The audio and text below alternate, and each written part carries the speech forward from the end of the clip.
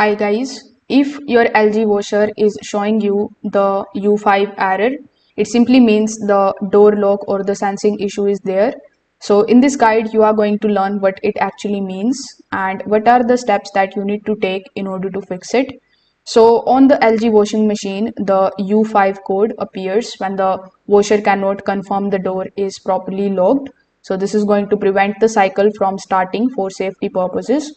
So the fix is very simple. You just have to simply open this washer door and close it firmly until you hear a click.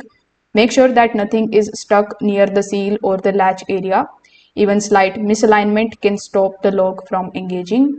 Afterwards, you need to look closely at the latch and the hook inside the door frame. If it looks loose, worn, or not aligning correctly, the sensor may fail to detect closure.